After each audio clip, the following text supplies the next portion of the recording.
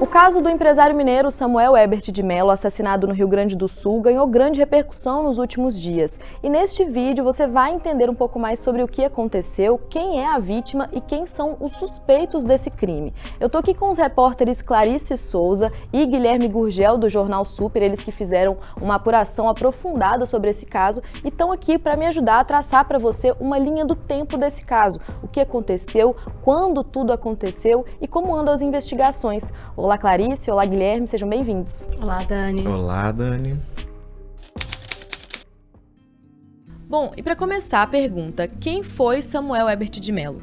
Dani, o Samuel ele era um empresário mineiro de 41 anos, pai de 3 filhos de Belo Horizonte, mas que tinha negócios em Contagem. Ele era proprietário de uma concessionária de veículos, estava nesse ramo há mais de 20 anos e foi justamente a paixão por carros que levou ele a conhecer o Diego Gabriel da Silva, um empresário gaúcho de 30 anos, que era parceiro comercial do Samuel.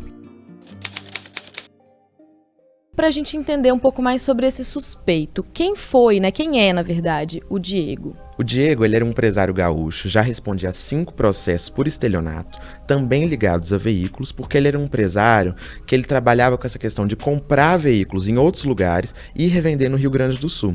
Foi assim que ele começou a relação dele com Samuel. Há pelo menos 6 meses, eles já tinham uma relação de confiança, já faziam negócios, o Samuel já mandou outros carros para ele revender, deu certo, teve sucesso, revendeu esses carros, repassou o dinheiro, e aí o Samuel repassou 44 carros para ele revender.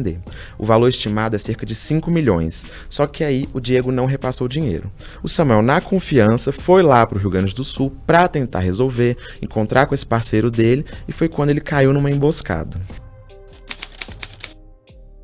E a gente consegue, então, traçar para o nosso espectador uma linha do tempo, Como que ele sai de Belo Horizonte, como que ele chega ao Rio Grande do Sul até chegar na fatalidade, no encontrar do corpo dele. Dani, o que a polícia sabe até agora, a polícia acredita que o Diego, ele é o mentor desse crime, juntamente com um comparsa que não teve identidade revelada. E o que se sabe até agora é que o Samuel ele desceu para o Rio Grande do Sul e chegou no dia 2 de junho até a cidade de Novo Hamburgo, onde ele se encontrou com o Diego e com esse comparsa. Eles almoçaram naquele mesmo dia na cidade de Dois Irmãos, na região metropolitana de Porto Alegre, e a polícia ainda não sabe determinar em que momento o suspeito teria decidido assassinar o Samuel.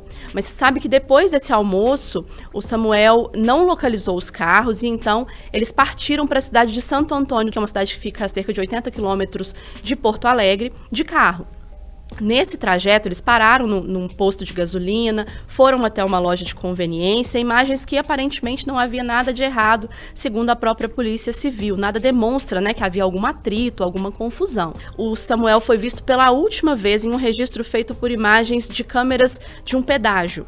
Isso por volta das 16 horas daquele dia 2 de junho, e depois disso não há mais imagens dele. Além disso, outra informação importante que a polícia tem é com relação à compra de alguns materiais que teriam sido usados no crime. Um registro que foi feito por volta de 3h30 da tarde, ou seja, antes do último registro do Samuel em vida, mostram que o Diego, o suspeito desse crime, ele comprou 3 metros de lona, comprou pás, enxadas e luvas. Inclusive, esses 3 metros de lona, depois a polícia confirma que o corpo do Samuel ele foi encontrado com 3 metros de lona, ele foi enrolado em 3 metros de lona, o que amplia as probabilidades que realmente ele tenha sido autor desse crime. A polícia, no entanto, ela só vai saber do desaparecimento no dia seguinte, no dia 3 de junho, que é quando a família aciona a polícia lá no Rio Grande do Sul para relatar o desaparecimento. Como que foi esse contato com a família, A gente tem uma mensagem dele que também indica ali essa possibilidade de autoria por parte do Diego, que é uma mensagem que ele envia para a namorada, não é isso? Qual que é o teor dessa mensagem? Exatamente. No mesmo dia 2 de junho, depois desse almoço de negócios que eles tiveram, o Samuel aciona a namorada dele por uma mensagem de WhatsApp e demonstra uma preocupação. Ele fala, você acredita que os carros não estão aqui?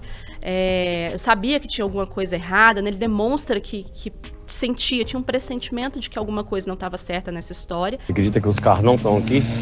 Acabei de chegar aqui, tem só alguns carros aqui só. Ai, meu Deus do céu, sabia que tinha alguma coisa.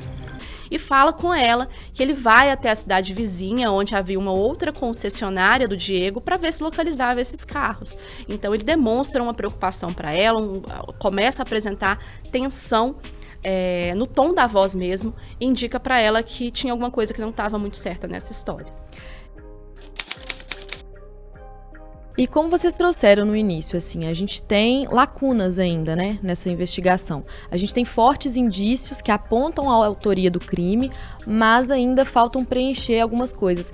Quais que são essas perguntas ainda não respondidas da investigação?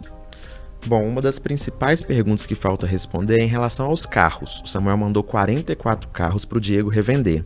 Onde estão esses carros? O Diego vendeu, pegou o dinheiro. Qual era o valor exato da venda desses carros? A estimativa é que seja cerca de 5 milhões, mas não se sabe o valor exato, até porque a família agora teria o direito de correr atrás, processar os culpados para poder reaver esse dinheiro também. Quem atirou? Foram 9 tiros pelas costas, pelo menos 9 tiros, mas quem atirou? Foi o Diego? Foi o comparsa dele? Essa é outra pergunta que falta a investigação responder.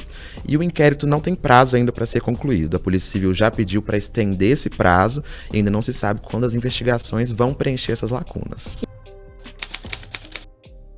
E em caso de condenação, quais são os crimes a que os suspeitos estão ali sujeitos, né, a serem condenados, a responderem aí na justiça? Dani, se indiciados, eles podem responder pelo crime de homicídio triplamente qualificado. Uma das qualificadoras, segundo a Polícia Civil, é o fato de que ele não teria direito à defesa, uma vez que os tiros foram pelas costas. O fato de que, se for confirmado que a motivação foi essa dívida de 5 milhões que o Diego não queria pagar, isso indica que foi por motivo torpe. A terceira qualificadora seria ainda o fato de que há indícios de que ele foi atraído para uma emboscada, porque todas essas imagens não demonstram em nenhum momento que havia alguma briga, alguma discussão ali. Isso indica que ele pode ter sido, sim, vítima de uma emboscada. Podem responder ainda por ocultação de cadáver, que aumenta aí o tempo de prisão que eles podem pegar.